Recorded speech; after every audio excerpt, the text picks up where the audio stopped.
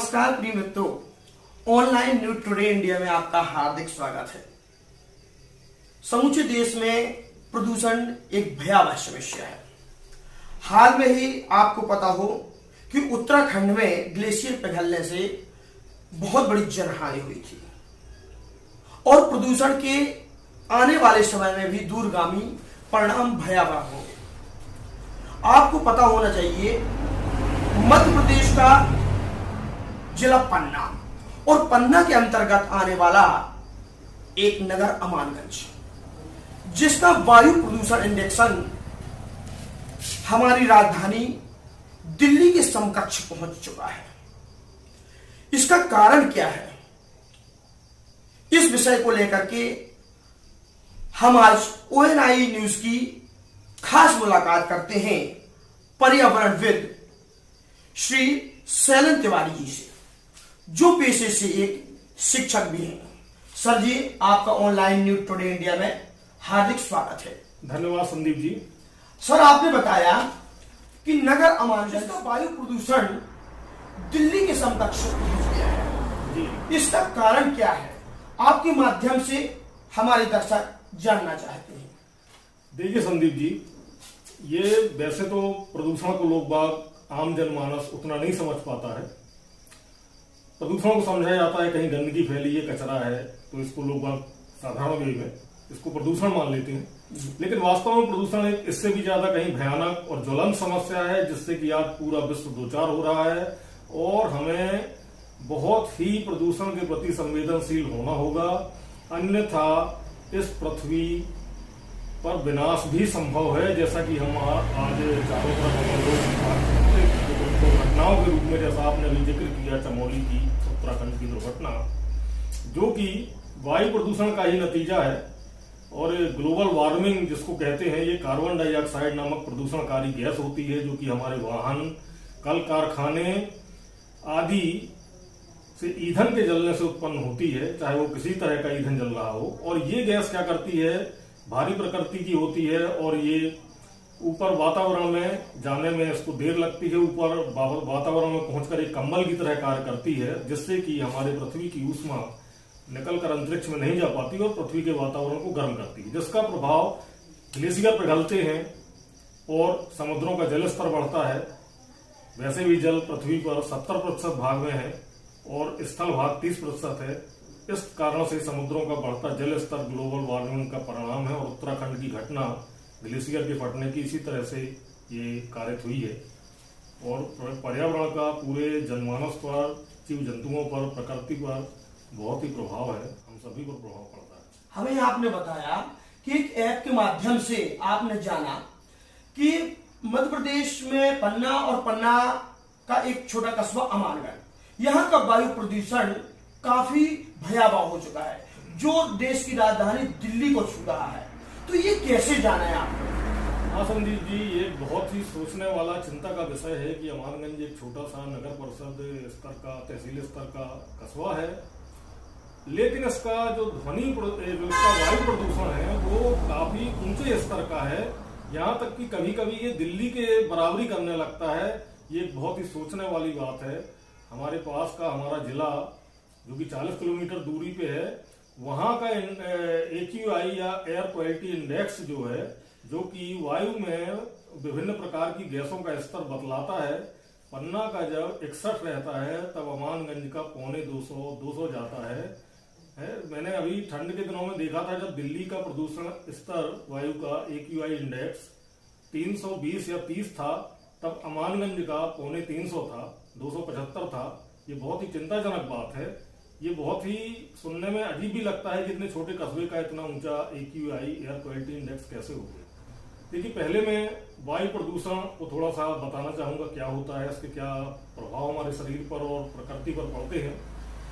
वायु प्रदूषण मुख्य रूप से जो जहरीली गैसें अपने इनका एक स्तर होता है कि हवा में कितना स्तर होना चाहिए, ऑक्सीजन का कितना स्तर होना चाहिए, कार्बन डाइऑक्साइड का।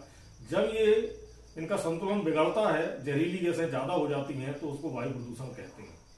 जैसे कि सल्फर डाइऑक्साइड और नाइट्रोजन ऑक्साइड NO2 SO2, ये ऐसी गैसें हैं, ये जब हमारे सांस के साथ फेफड़े में जाती हैं तो वहां उपस्थित जलवाष्प और पानी से क्रिया करके ये नाइट्रिक अम्ल, सल्फ्यूरिक अम्ल जैसे तेजाब बनाती हैं, जो कि जिनसे कि लंग्स का, फेफड़ों का क्षरण होता है और सांस लेने की क्षमता घटती है। व्यक्ति अच्छे से सांस नहीं ले पाता, अस्थमा जैसी बीमारियां फैलती हैं और जीवन शक्ति का ह्रास होता है। अच्छा, आपने बताया कि एक ऐप के माध्यम से, तो वो ऐप आपने कहां से डाउनलोड किया है? आखिर उसको कौन से प्ले स्टोर से डाउनलोड किया जा सकता है, आपने किया? ये सर गूगल प्ले स्टोर पर बहुत सारे ऐसे प्रमाणित ऐप हैं जो कि हमारे मौसम के बारे में, पर्यावरण के बारे में हमें सूचित करते हैं। इसी तरह का एक वेदर फोरकास्ट ऐप मैंने डाउनलोड किया हुआ है, जिससे मैं पर्यावरण के बारे में काफ़ी जानकारी लेता रहता हूं, क्योंकि ये मेरा विषय है, मुझे इससे लगाव है, पर्यावरण की चिंता मेरे मन में रहती है।